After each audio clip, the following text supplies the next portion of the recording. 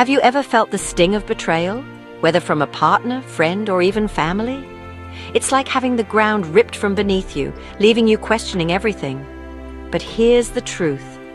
You can heal, and you will come out stronger.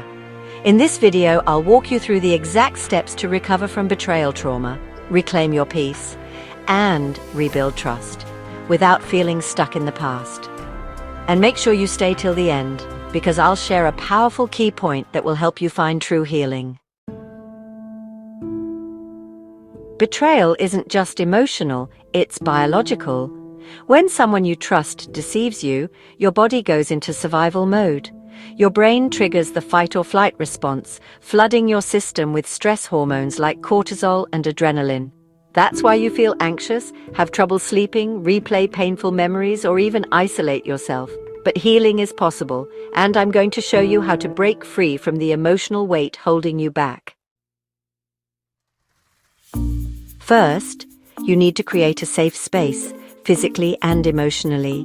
If someone has betrayed your trust, distance yourself from them for a while, even if it means cutting contact completely. Think of it this way. If you were bitten by a snake, would you chase it for answers? No, you would focus on healing the wound. Don't waste your energy seeking explanations from those who hurt you. Instead, focus on your healing journey. Healing isn't about pretending you're okay. It's about acknowledging the pain and giving yourself permission to grieve. You're not just mourning a person, you're grieving the trust that was broken and the future you imagined. Ways to process grief. Journal your emotions. Talk to a trusted friend or therapist. Express yourself creatively. Paint, write, or make music. You are allowed to feel hurt, angry, or confused. These emotions don't make you weak. They make you human. Healing isn't linear. Some days you'll feel like you've moved on. Other days you'll feel stuck. And that's okay. Instead of forcing yourself to be over it, focus on progress over perfection. When you feel strong, use that energy to grow. And on tough days, be gentle with yourself. Healing takes time, but every step forward matters. Now, let's talk about forgiveness. But listen closely. Forgiveness is not about excusing what happened. It's about freeing yourself from the weight of resentment.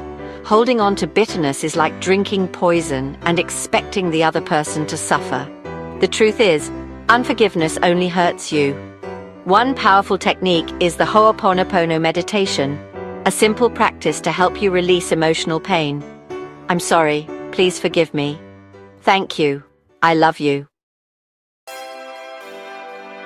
It's easy to believe I'll never trust anyone again, but that's fear talking, not truth. Instead of shutting people out, ask yourself, what has this experience taught me? How can I set better boundaries moving forward? Not everyone is the same. There are still good people in this world.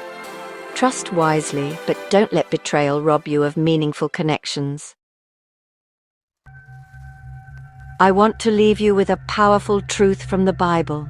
Psalm 147 verse 3. He heals the brokenhearted and binds up their wounds. This verse is a reminder that your pain is not permanent. God sees your brokenness and He is able to restore you, piece by piece. If you feel like you'll never heal, hold on to hope. The same way your body heals from a wound, your heart will heal too. If this video resonated with you, hit the like button because it helps more people find this message. And tell me in the comments, what's one thing that has helped you heal from betrayal? Let's encourage each other. Also, if you want more videos on emotional healing and personal growth, subscribe and turn on notifications so you don't miss out. Thank you for watching, and remember, your healing is coming.